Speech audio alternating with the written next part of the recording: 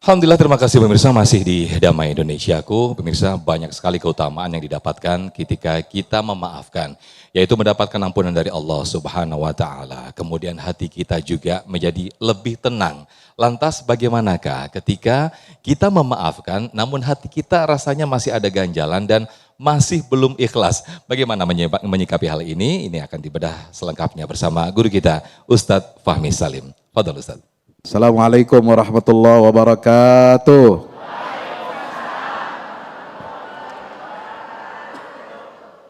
Alhamdulillah, bersyukur kepada Allah Subhanahu wa taala. Mari kita bersalawat salam kepada Nabi SAW.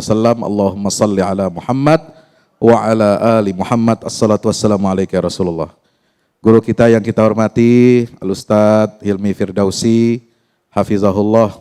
Mudah-mudahan Allah jaga keistiqomahannya, Allah jaga kebenaran dakwahnya, dan mudah-mudahan kita semua berkumpul di dalam surga bersama-sama beliau. Amin ya rabbal alamin.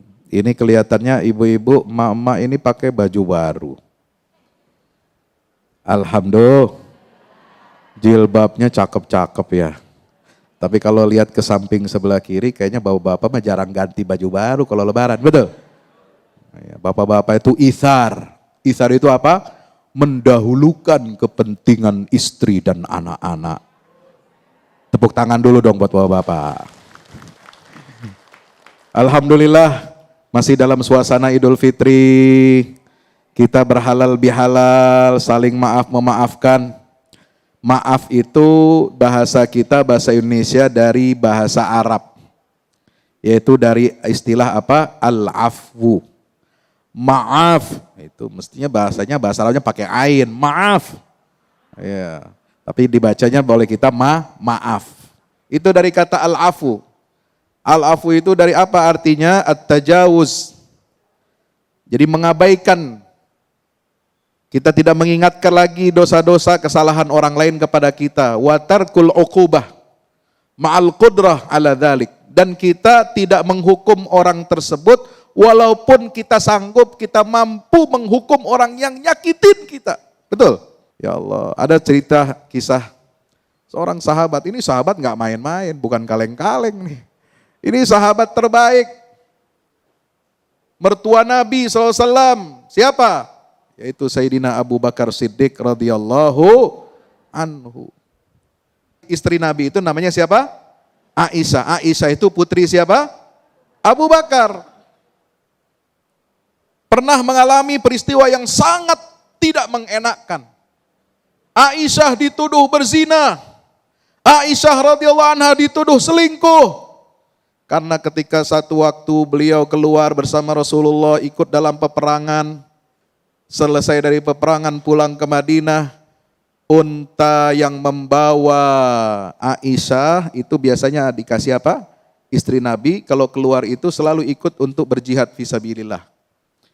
Ada undiannya. Maka Aisyah itu kan masih anak-anak, masih remaja ya, usianya itu belasan tahun. Dan kutilang, tahu kutilang? Iya, langsing. Kagak kayak kita, kagak. Jadi nggak berat, nggak berasa. Ketika ketinggalan, beliau ketinggalan apa? Kalungnya hilang, jatuh, beliau keluar dari sekedupnya itu cari barang yang hilang. Sementara Rasulullah dan para sahabat udah pergi. Ya. Lalu beliau balik kepada untanya, ternyata nggak ada didapati. Sementara unta itu udah jalan bersama rombongan Nabi kembali ke Madinah. Akhirnya kemudian beliau di situ sedih, dia berdoa, dia berzikir, lalu kemudian tiba-tiba ada seorang sahabat Nabi, seorang laki-laki dari jauh memandang, ini siapa kok ada sosok di tengah gurun pasir ini. Ternyata didekati dari jauh, oh sepertinya ini jangan-jangan ini istri Rasul ketinggalan. Kebetulan ini sahabat memang ditugaskan untuk apa? Patroli di sekitar Madinah, di luar Madinah.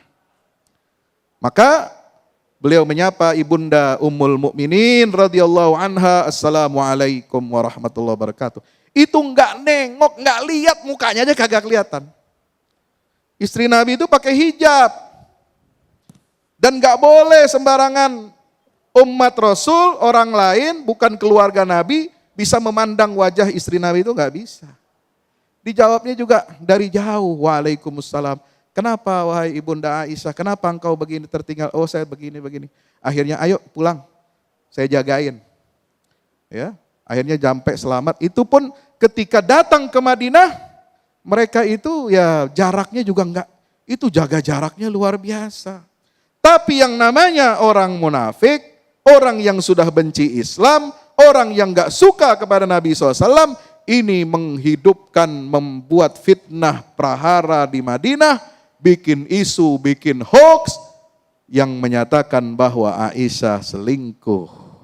Na'udzubillah min. Ya. Sampai 30 hari Aisyah ini pisah ranjang dari Rasulullah SAW. Kembali kepada orang tuanya Abu Bakar Siddiq sampai nangis. Gimana ini? Kita tunggu keputusan dari Allah Subhanahu wa. Nah di tengah-tengah ini kemudian ada seorang kerabatnya Abu Bakar. Terbawa arus fitnah ini. Sehingga mengeluarkan kata-kata yang menyakiti Abu Bakar Siddiq radhiyallahu anhu tentang sosok putrinya yang menjadi istri baginda Rasulullah SAW. Lalu Abu Bakar bersumpah, demi Allah, aku tidak akan berikan lagi nafkah untuk orang itu walaupun dia kerabatku. Maka turunlah firman Allah Subhanahu wa taala surat An-Nur ayat 22. Wala ya'tali ulul fadli minkum was-sa'ati ayyu'tu ulil qurba wal yatama minal muhajirin fi sabilillah wal ya'fu wal yasfahu. Mohon maaf kalau ada salah dikit ayat-ayatnya ya. Tolong dikoreksi nanti. Tapi intinya adalah jangan sekali-kali orang yang memiliki karunia besar dari Allah, dia bersumpah nggak mau lagi memberikan infak nafkah walaupun kepada sanak kerabatnya. Artinya apa? Allah perintahkan Abu Bakar Siddiq, Allah perintahkan semua umat Nabi, kamu boleh sakit hati kepada orang. Tapi Allah menawarkan kepada kita, wal ya'fu wal yasfahu. Hendaklah kalian memaafkan dosa kesalahan orang. Al-afu. Abu Bakar mampu enggak untuk memberi hukuman kepada saudaranya? Bisa, karena dia lebih tinggi. Dia lebih kaya, dia lebih memiliki kehormatan. Kalau bicara tentang sosok manusiawi, ya tentu kita bisa memaklumi tindakan Sayyidina Abu Bakar Siddiq. Tapi Sayyidina Abu Bakar Siddiq setelah turun ayat ini, beliau memaafkan kesalahan kerabatnya yang namanya Mistah bin Athathah. Hadirin rahmati Allah, untuk apa kita maafkan orang lain? Supaya hati kita lapang, hati kita tidak kena penyakit, supaya jiwa kita sehat. Ya, oh Pak Ustadz kita sakit hati, nggak mungkin lah kita lupakan. Betul, kita nggak mungkin bisa melupakan dosa kesalahan orang. Ya, apalagi orang lain, udah gitu nyakitinnya, Masya Allah, na'udzubillah. Gitu ya. Kadang-kadang dosa khilafnya suami aja, walaupun tiap tahun udah apa? Udah minta maaf ya, itu masih terus diingat-ingat, ya kan? Karena ingatan perempuan ini Masya Allah gajah, memorinya 200 terabit, bukan giga lagi Ustadz ya. Dari hari pertama nikah udah dicatat dalam otak dia apa kesalahan kita suami. Masya Allah, sampai tua diingat terus. La haula wala quwata illa billah. Maka itu hadirin rahmati Allah Subhanahu wa taala, wal ya'fu, maafkan. Memaafkan itu kelihatannya gampang, tapi tidak semudah yang diucapkan.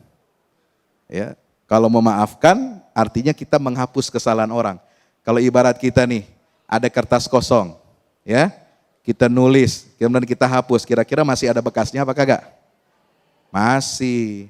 Bahkan saking pengen dihapusnya, ya, mohon maaf, itu sampai kertasnya apa? Sobek, bolong, ya, nggak berguna dong kertasnya kalau gitu. Maka dilanjutkan bukan hanya wal ya'fu, tetapi wal yasfahu. Lebih dari sekedar memaafkan, yaitu berlapang dadaklah kamu. Buka lembaran baru, karena as-safhu itu sepadan dengan kata at-tasaffuh. Dengan sahifah, dan membuka lembaran baru. Kalau yang tadi lembarannya udah udah jelek, udah kotor, udah bolong, daripada kita pakai yang itu, mendingan udah kita buang, kita pakai lembaran yang Itulah Idul Fitri. Ya, mau apa mau? Mau maafin? Maafin kesalahan teman, kesalahan ipar, kesalahan suami mau dimaafkan, kesalahan anak mau dimaafkan, kesalahan keluarga harus ya. Karena kata Allah Subhanahu wa taala, "Mazadallahu 'abdan bi'afwin illa izzan." Allah tidak menambahkan derajat seorang dengan sifat pemaaf kecuali akan ditambah kemuliaannya oleh Allah Subhanahu wa taala. Mudah-mudahan yang memaafkan saudara-saudaranya semuanya diangkat derajatnya oleh Allah, dimasukkan semua ke dalam surganya Allah taala. Amin ya rabbal alamin. Barakallahu.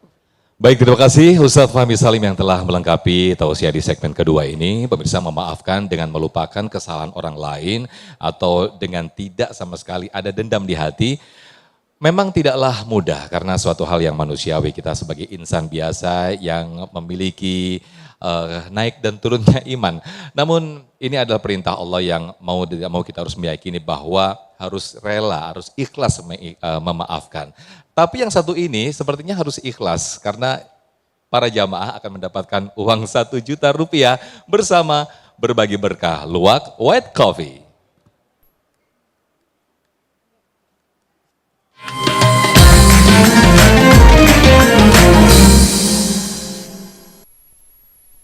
Alhamdulillah, jamaah kali ini saya kembali akan berbagi berkah bersama Luwak White Coffee.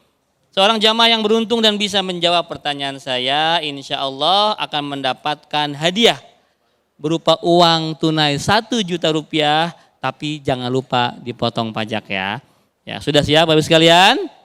Ya.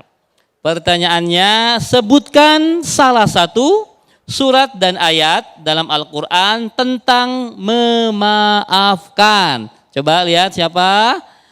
Ya Mbak, silakan Mbak yang baju putih Mbak.